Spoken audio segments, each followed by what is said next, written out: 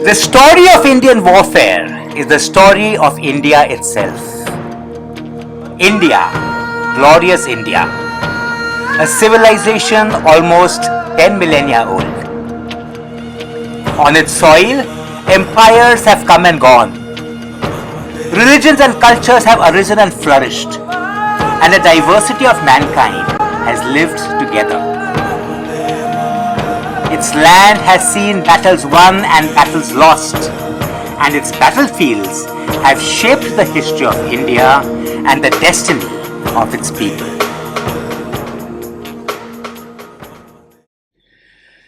But where do we begin the story of Indian warfare? Like all good stories, we must start at the beginning, with the first great battle of its recorded history. The Battle of Kurukshetra, an 18-day carnage that wiped out most of the male population of the time and symbolized the triumph of right over wrong. This epic battle, immortalized in the Mahabharata, has shaped Indian psyche as none other. For centuries thereafter, India adhered to the principles of righteousness and of fighting a just war. Perhaps that is one of the reasons India has never been an aggressive expansionist nation. But when we talk of India's battles, I will focus largely on those fought between Indian rulers and outsiders. The first of these was the battle between the king of Pauravas with Alexandra on the banks of the Jhelum River sometime in June-July 326 BC. In that day-long battles, the Indians fought the Greeks to a standstill and even broke their formidable phalanx, something that had never been done before.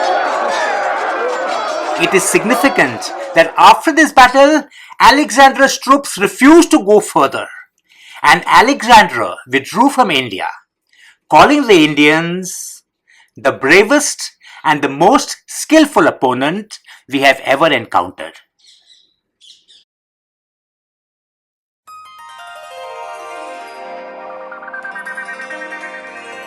The centuries that followed in the first millennia was the golden age of India, but is an era that is unfortunately forgotten.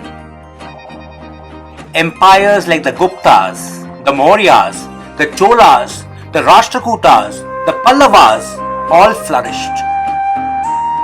Indian rulers repeatedly beat back foreign invasions from Huns, Kushans and Mongols and kept the continent safe and secure, making it the most prosperous civilization of that time.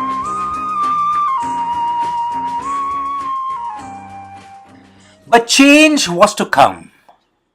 In 1172, India's fortunes turned.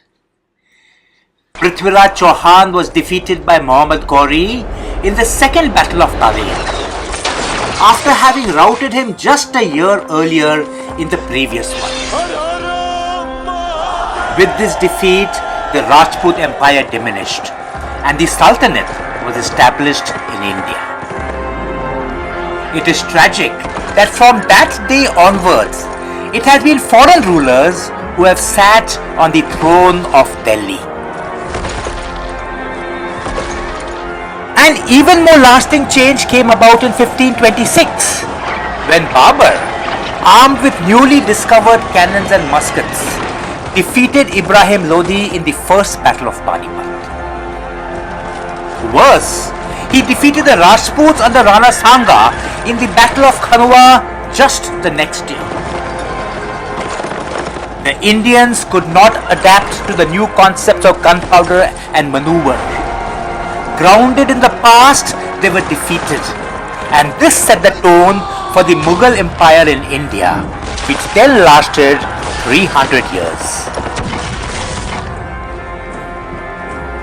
But Indian rulers continued to resist staunchly.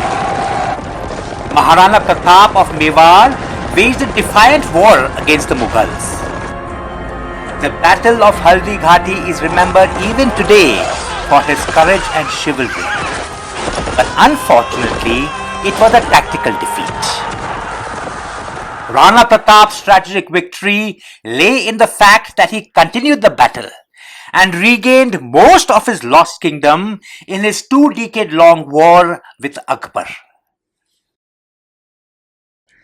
As the 17th century came about, in the south, another of India's greatest sons, Shivaji, arose.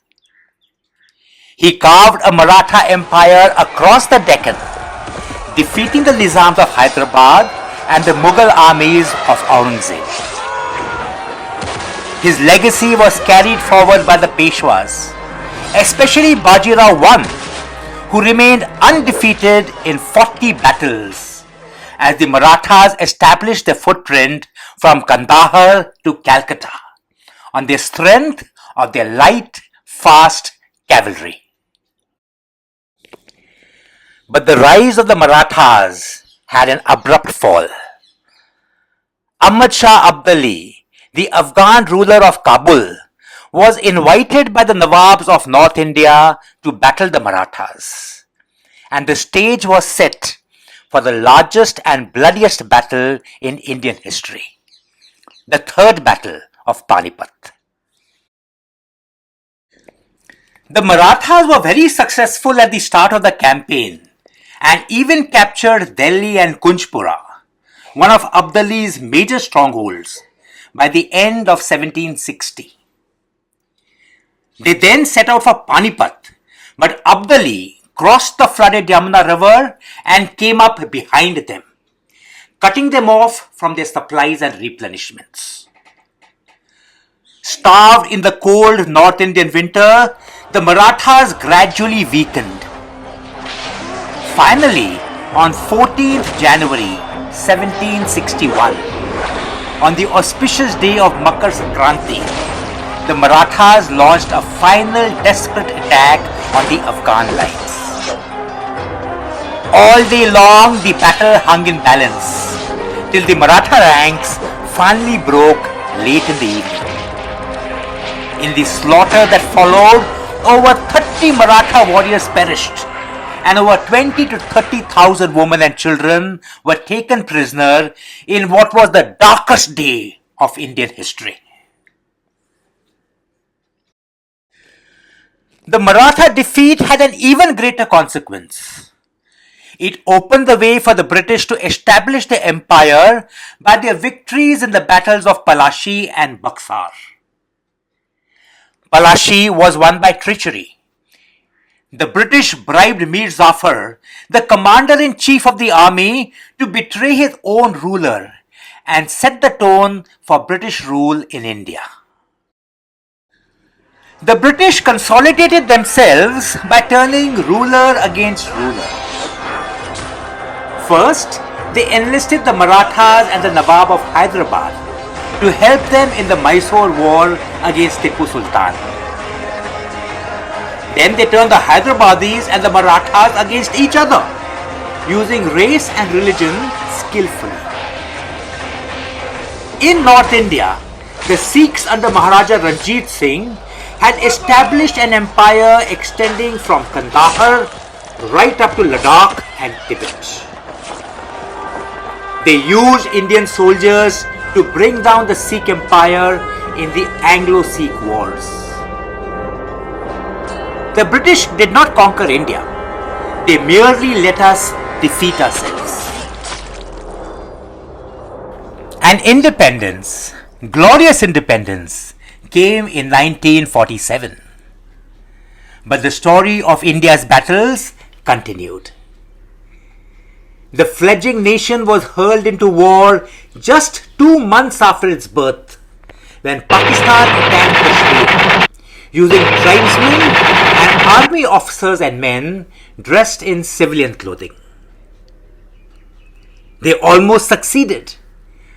Kashmir hung by a thread when the Indian army flew in just in time to repel the raiders at the outskirts of Srinagar. In the year-and-a-half long campaign that followed, the raiders were pushed back from critical areas like Punj, Rajouri, Uri and Zojila. In one of the most critical battles of the war, tanks were literally pushed up to a height of 11,500 feet, the highest spot where tanks have ever been used, to recapture the critical Zojila Pass in a brilliant act of daring which helped save Leh and Ladakh. That was just the beginning. The India-China war followed when China attacked both Arunachal and Ladakh in October 1962, sweeping aside the unprepared, poorly armed and equipped Indian soldiers. The Indian army was short of everything: guns, ammunition, stores, clothing, vehicles, everything. Everything but guts.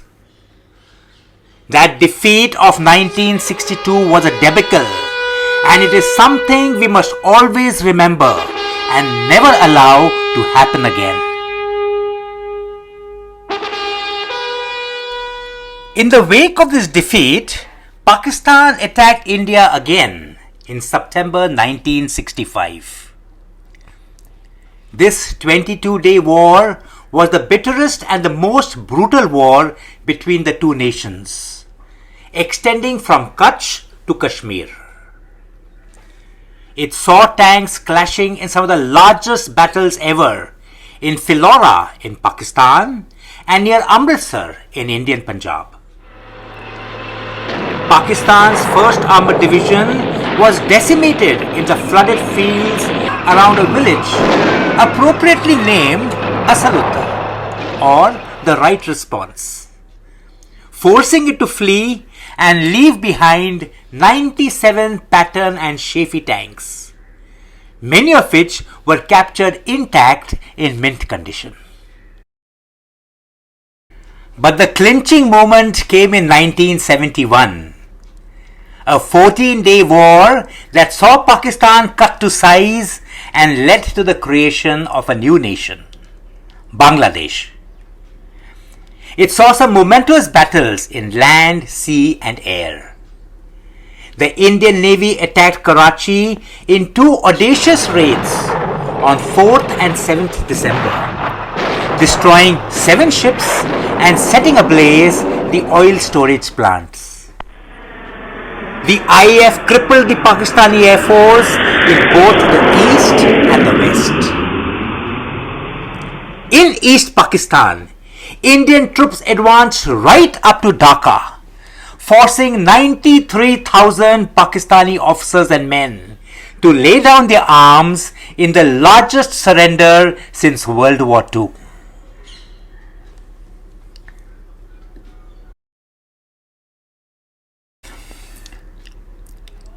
Yet, the story doesn't end there.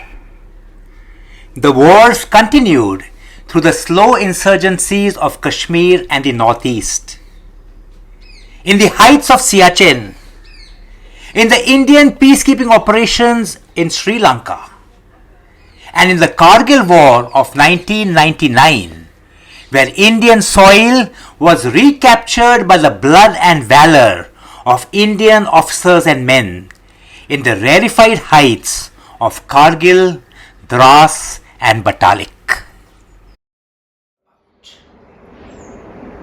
But what does this story of Indian warfare tell you? Just one thing. When India and Indians were strong and united, we have won. When we were divided, we could be exploited by outsiders with disastrous results.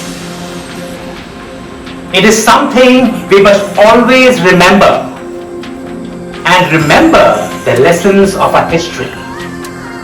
Because as they say, those who do not remember the lessons of history are condemned to relive them. Jai Hind, and may our nation always be strong and united, prosperous and victorious in all its battles.